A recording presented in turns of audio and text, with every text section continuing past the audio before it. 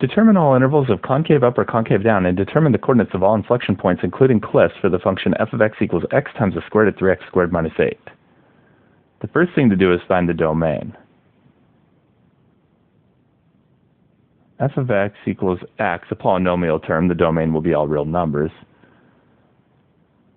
times the square root, an even root, of 3x squared minus 8. We can rewrite the square root as a fractional exponent. It will be 3x squared minus 8 to the first power, second root, 1/2 power. The denominator of a fractional exponent is the root. It's an even number here, and the domain of an even root is not necessarily all real numbers. The domain requires that what is inside of the even root has to stay greater than or equal to 0. So 3x squared minus 8 has to stay greater than or equal to 0 for the domain. We can solve for x by adding 8 to both sides, dividing both sides by a 3, taking the square root of both sides,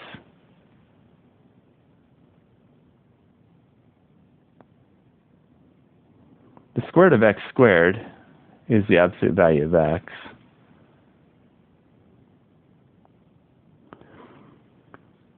Since we have the absolute value of x is greater than or equal to the square root of 8/3, we can remove the absolute value symbols by putting x outside of the negative square root of 8/3 and the positive square root of 8/3. So that x will be less than or equal to the negative square root of 8/3, or x will be greater than or equal to the positive square root of 8/3. These are the conditions for the domain. So the domain is all real numbers that are less than or equal to the negative square root of 8/3. So this will start from negative infinity up to negative square root of 8/3. It does include, it's a square bracket. And it's also all real numbers that are greater than or equal to the positive square root of 8/3. It includes, it's a square bracket, positive square root of 8/3 up to positive infinity. The next thing to do is find all candidate numbers. We will need the second derivative for this. We will start with the first derivative. F of x is the product of two different expressions of x. So the first derivative will require the product rule. F prime of x equals the derivative of the first, which is a 1, times the second left alone, 3x squared minus 8 to the 1/2 power, plus the first left alone, x, times the derivative of the second, which is a power rule. Bring the power down. Leave the inside alone. Subtract 1 from the power, I will call that 2/2, and then multiply by the derivative of the inside to complete the chain rule.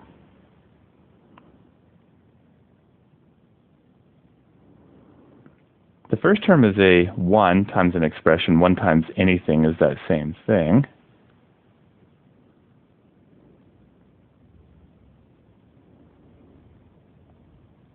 The second term, we can put the constants together. There's a 1/2 and a 6. 1/2 times 6 is 6/2, or 3. There is an x and another x. X times x is x squared. And then there's a 3x squared minus 8 to the 1 minus 2, negative 1/2 power. We can take the second derivative directly from this version of the first derivative. The first term will just be a power rule. The second term will be a product rule.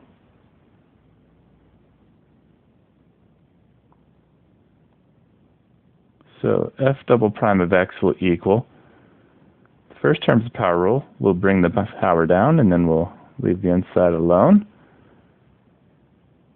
Subtract 1 from the power, I will call that 2/2, and then multiply by the derivative of the inside to complete the chain rule.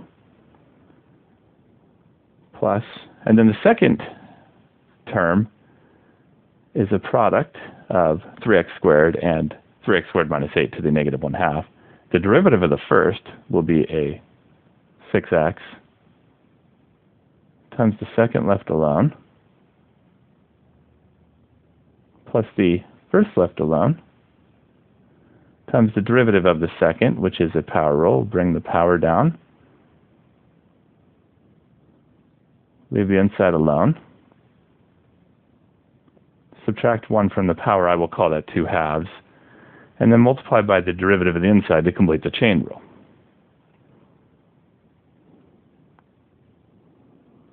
For the first term, we can put the constants together. There's a 1/2 and a 6. Multiplying those will be 6 halves, or 3. There is an x. And then there is a 3x squared minus 8 to the 1 minus 2 negative 1/2 power. The second term we will leave exactly as is. It'll be a 6x times a 3x squared minus 8 to the negative 1/2 power. And then the third term, we can put all the constants together. There's a 3, a negative 1/2, and a 6. Negative 1/2 times 6 is negative 6 halves, or negative 3, times the other 3 is a negative 9.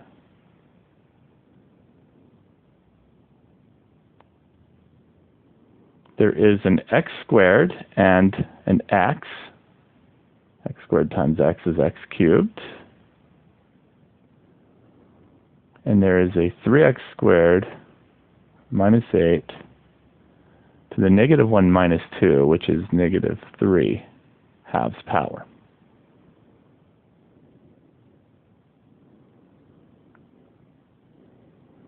The first two terms have the same power of the 3x squared minus 8, and they both have an x. They just differ in their coefficients, but they can be combined together by adding the coefficients together. 3 plus 6 is 9.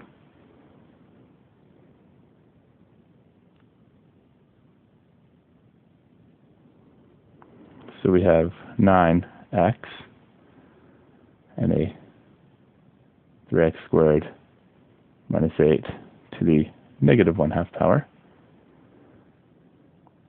and then minus 9x cubed, and a 3x squared minus 8 to the negative 3 halves power.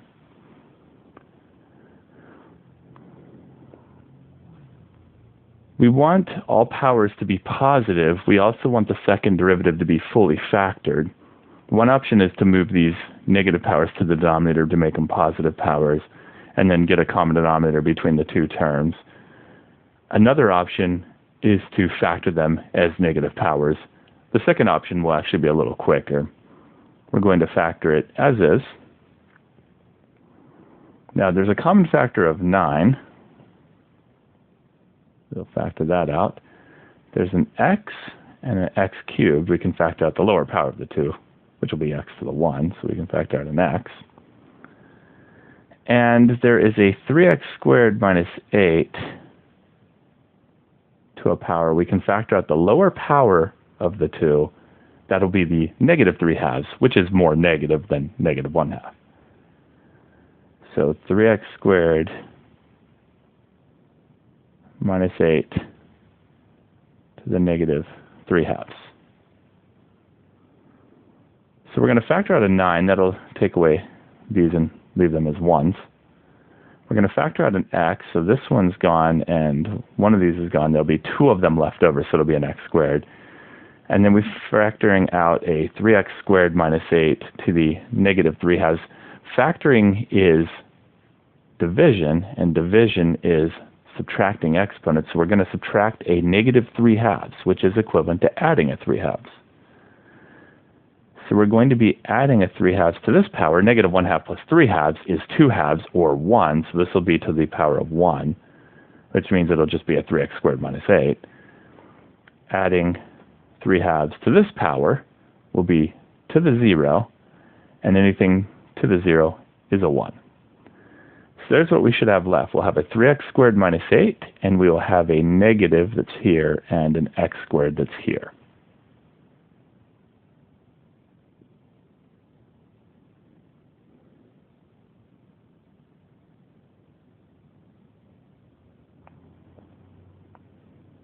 So 3x squared minus 8, and then minus x squared.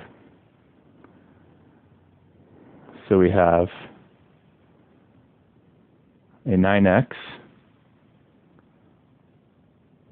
a 3x squared minus 8 to the negative 3 halves, and combining like terms together in the square brackets, the 3x squared and the minus x squared can combine to become 2x squared. And then minus 8. There's a common factor of 2 in there. We can factor it out. It can move all the way to the front with the 9 to become an 18. We have an x. We have the 3x squared minus 8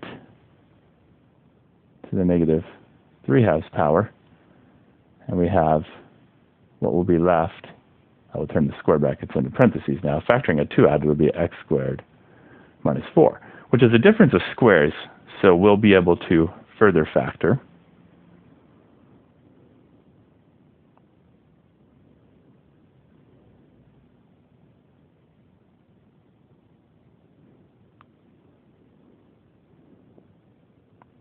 So we have an 18x, we have a 3x squared minus 8 to the negative 3 halves, and we have a difference of squares that will factor into x plus 2 and x minus 2. We want all powers to be positive, so the negative power that's in there multiplying everything else can move to the denominator of everything else to become a positive power. So we'll have an 18x, all of that will stay in the numerator, and x plus 2 and x minus 2, all of that will stay in the numerator. All of that was to a positive power already. And then we can move the 3x squared minus 8 to the denominator to become a positive 3 halves power. We now have the second derivative as a single fraction. All powers are positive, and it is fully factored. So we can now set the numerator equal to 0 and the denominator equal to 0 and solve for all x's, starting with the numerator, 18x times x plus 2 times x minus 2 equals 0. It's already factored. The x tells us that x equals 0. The x plus 2 tells us that x equals negative 2. And the x minus 2 tells us that x equals positive 2. That'll work with the denominator. 3x squared minus 8 to the 3 halves equals 0. The first thing to do is raise both sides to the reciprocal of 3 halves, which is 2/3. Because raise and raise again, we multiply those exponents. 3 over 2 times 2 over 3. Multiplying the numerators, 3 times 2 is 6. The denominator is 2 times 3 is 6. That's 6 over 6. That's the power of 1. So it'll just be 3x squared minus 8 to the power of 1, which is implied and doesn't need to be written, equals 0 to the 2/3 power. 0 raised to any non-zero positive power is 0. We can add 8 to both sides, divide both sides by 3, and take the square root of both sides, which will give us plus or minus the square root of 8/3. We will now check to see which of these are in the domain. The first one, x equals 0, is not in the domain because the domain is negative infinity to negative square root of 8/3, which is all negative numbers, and then positive square root of 8/3 to positive infinity, which is all positive numbers. 0 is actually not included in there.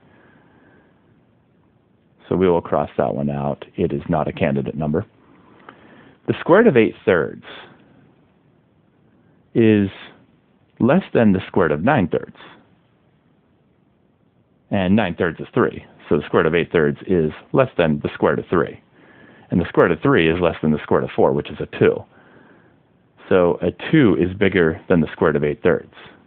And therefore a negative 2 is more negative than the negative square root of 8/3. So the negative 2 and the positive 2 are in each of the portions of the domain. So we keep each of those. And then the x equals positive and negative square root of 8/3 happen to be the endpoints that are included, square brackets, on the domain. So those are also candidate numbers. We can now draw a domain line, a line representing the domain. It has no left end because it begins at negative infinity.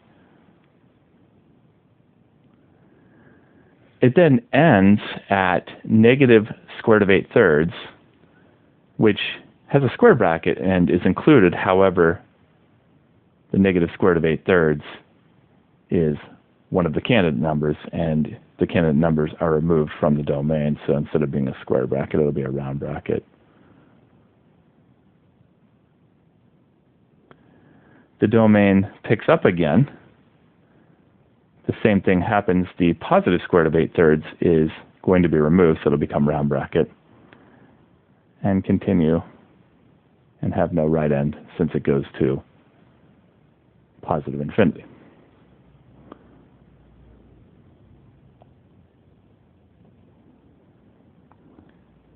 We can now put all other candidate numbers on here. As established, negative 2 is more negative than negative square root of 8/3, so it'll be over here. And positive 2 is more positive than the square root of 8/3, so it'll be over here.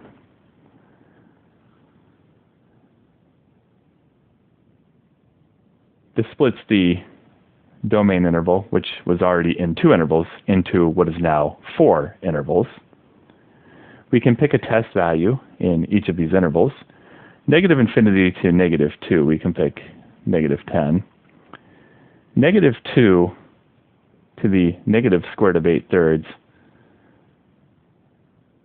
8/3 is less than 9/3. 9/3 is 3. So the square root of 8/3 is less than the square root of 3. For the negative side of things, it's flipped around. So negative square root of 3 will be more negative than negative square root of 8/3. So negative square root of 3 will be in here because it is more negative than the negative square root of 8/3, but it's not as negative as negative 2, because negative 2 will be negative square root of 4. Just the same, the interval from square root of 8/3 to positive 2, square root of 8/3 is less than the square root of 9/3, which is the square root of 3, and the square root of 3 is less than the square root of 4, which is 2. So that means the square root of 3 is in between these two values. And then from the interval from 2 to positive infinity, we can pick positive 10. It has complete symmetry here between the negative side and the positive side.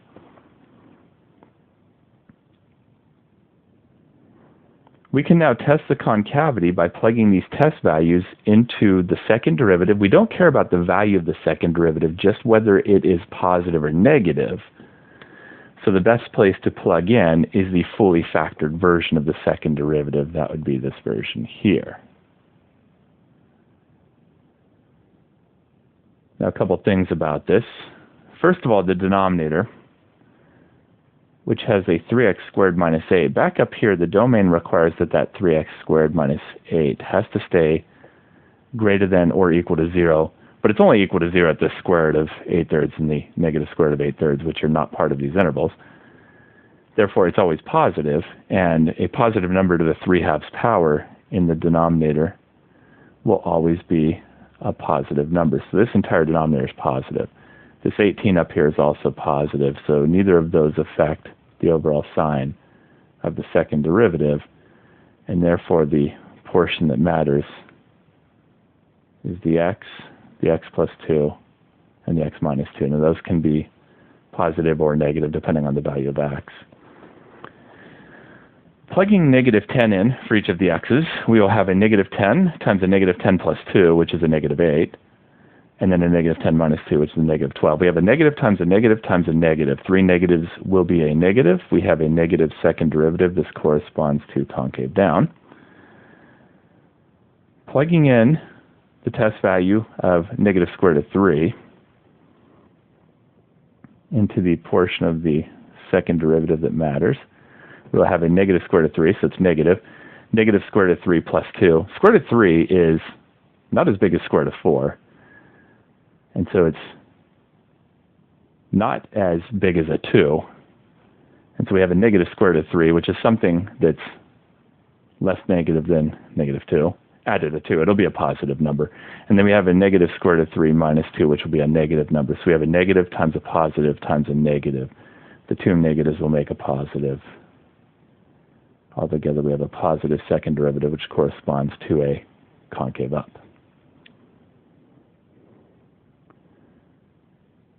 For the test value of positive square root of 3 plugged in here, we'll have positive square root of 3.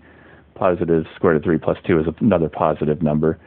And then positive square root of 3 minus 2. Square root of 3 is not as big as 2. So that will be a negative number. Positive times negative will be negative. We have a negative second derivative. That corresponds to concave down. And now plugging a positive 10 in to the portion of the second derivative that matters, we have a positive 10 times a positive 10 plus 2, which is a positive, and a positive 10 minus 2, which again is a positive. All three are positive.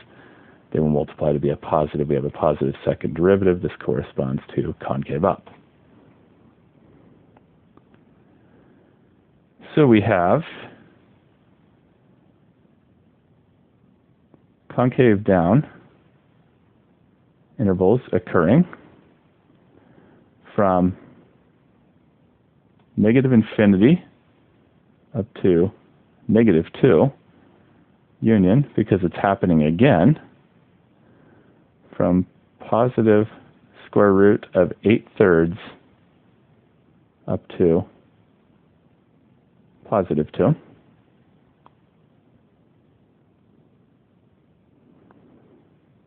We have concave up intervals occurring from negative 2 to negative square root of 8/3, and then union, because it's happening again, from positive 2 to positive infinity.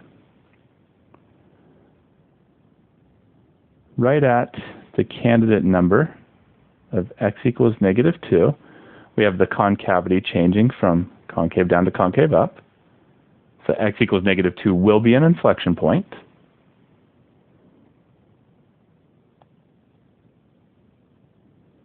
The x-coordinate will be negative 2. It will have a corresponding y-coordinate, which can be found by plugging the x-coordinate back into the original function. So y will equal f of negative 2, which will be negative 2 times the square root of 3 times negative 2 squared minus 8,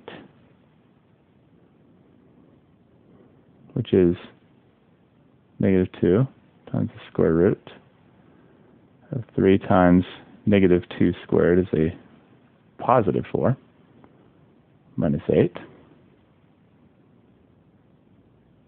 So this equals negative 2 times the square root of 3 times 4 is a 12, and then minus 8. So we have a negative 2 times the square root of 12 minus 8 is a 4. The square root of 4 is a 2, and negative 2 times a positive 2 is a negative 4. So we have a corresponding y-coordinate of negative 4. Right at the candidate number of x equals positive 2, we again have the concavity changing from concave down to concave up. So x equals positive 2 will also be an inflection point. And it will have a corresponding y-coordinate that can be found by plugging the x-coordinate back into the original function. So y will equal f of positive 2, which will be positive 2 times the square root of 3 times positive 2 squared minus 8, which is a positive 2 times 3 times positive 2 squared is positive 4, minus 8. So it'll equal 2 times the square root of 3 times 4 is a 12, minus 8. 12 minus 8 is 4. The square root of 4 is 2, and 2 times 2 is a positive 4. So this will come out to a y-coordinate of positive 4. So we have 2 intervals that are concave down, 2 intervals that are concave up, and 2 inflection points, one at -2, -4, and one at +2, +4.